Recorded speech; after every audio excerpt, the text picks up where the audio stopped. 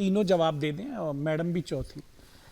राजस्थान में मोदी वर्सेस गहलोत है, मध्य प्रदेश में मोदी जी का चेहरा है, छत्तीसगढ़ में मोदी जी के करिश्माई चेहरा कहाँ? बिल्कुल है, मोदी जी गए थे, क्यों नहीं गए? कहाँ है? छत्तीसगढ़ में जो है मोदी के नाम पे है और कुछ है नहीं। आपका ये एग्जिट पोल में क्यों नहीं है? जो है वही है, दैट्स इट। ये क्या बात कह दी? जो है वही है और कुछ है नहीं गुरुजी।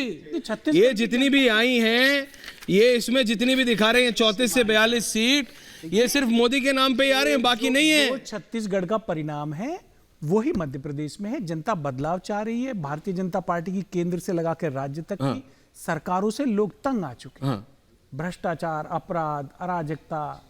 प्रेम शुक्ला जी, लोग मुक्ति प्रेम शुक्ला जी, छत्तीसगढ़ में टक्कर तो दे रहे हैं लेकिन तभी जीत नहीं पा रहे।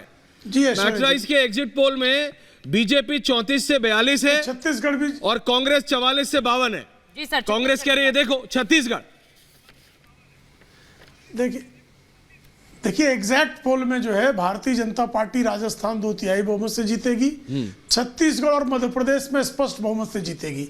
देखिए ठीक है, एग्जिट पोल है, वो उसका उनका अपना एक तकनीक है, विज्ञान है, उसको प्रणाम है। लेकिन हमारे जो पन्ना प्रमुख है, हमारी जो पन्ना समितियां, हमारे जो कार्यकर्ता हैं, उनका फीडबैक हमें भी मिलता है। उनका फीडबैक, उनके फीडबैक के अनुसार ठगेश के खिलाफ जबरदस्त जो है जनता के बीच आक्रोश था। जिस व्यक्ति ने गोबर में घोटाला किया, शराब में घोटाला किया, जिस व्यक्ति ने जुआ खेलकर जुए में भी घोटाला कर लिया, जिस व्यक्ति ने लगातार जो है वहां जिहादियों को प्रश्रय दिया, ऐसे व्यक्ति को जो है छत्तीसगढ़ की जनता फिर से चुनाव जीतने नहीं देगी, हमें पूरा विश्वास है। और मध्य प्रदेश में हमें 130 से अधिक सीटें निश्चित तौर पर जीतेंगे और राजस्थान में हमें 2/3 बहुमत निश्चित मिलेगी। यहाँ पर मनोज जी बैठे हुए हैं, मैट्राइज के डायरेक्टर हैं, वो कह रहे हैं कि आप लोग छत्तीसगढ़ में ज्यादा नंबर्स ला सकते थे, लेकिन आप लोगों का चुनाव प्रचार आप लोगों ने बहुत देरी से शुरू किया छत्तीसगढ़ में। आप लोग शायद बहुत एक स्लो पेस रही आपकी चुनाव प्रचार में, और अगर वो गति ज्यादा रहती तो आप कैपिटलाइज कर सकते थे, आप लोगों ने नहीं किया। देखिए मनोज जी का अपना आकलन है, उनकी जो है उस आकलन को मैं जो है स्वीकारता हूं। लेकिन भारतीय जनता पार्टी की पेस जिस तरह से छत्तीसगढ़ में आवश्यक था, आदरणीय अमित शाह जी के नेतृत्व में, आदरणीय ओम माथुर जी के नेतृत्व में हमने छत्तीसगढ़ में बहुत जबरदस्त काम किया है और छत्तीसगढ़ में हमारी सरकार बनेगी।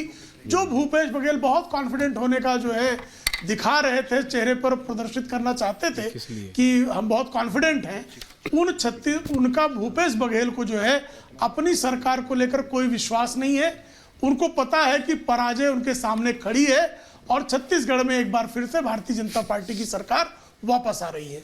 शुक्ला जी, ये भरोसा और ये यकीन क्यों है? क्योंकि हमारे जो नंबर्स हैं वो दिखा रहे हैं कि कांग्रेस को 44 से 52 सीटें, बेशक बीजेपी ने गेन किया है, काफी गेन किया है, 34 से 42 दिखा रहे हैं, लेकिन आपको उसके बावजूद क्यों विश्वास है? क्योंकि अगर आप देखिए कांग्रेस ने बहुत हद तक जो उनके अंदर की लड़ाई थी भूपेश बघेल और टीएच सिंहदेव के बीच, उसे बहुत हद तक कंट्रोल किया या दबाया या संभाला है आखिरी पलों में।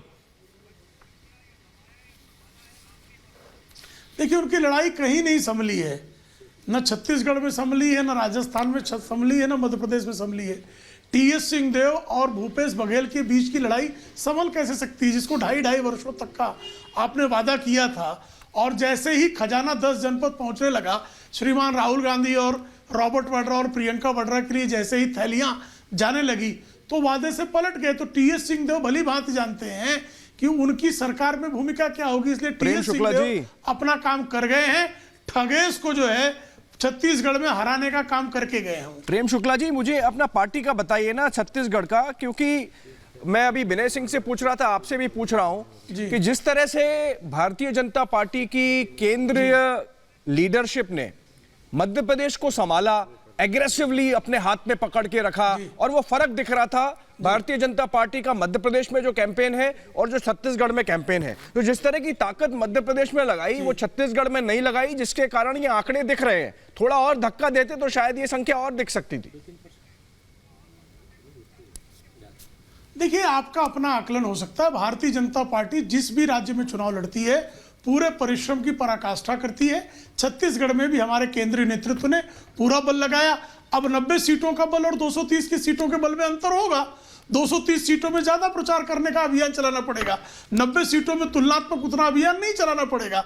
तो 90 सीटों में जो बल लगाना है, 230 सीटों में स्वाभाविक तौर पर उसका दोगुना बल लगाना पड़ता है।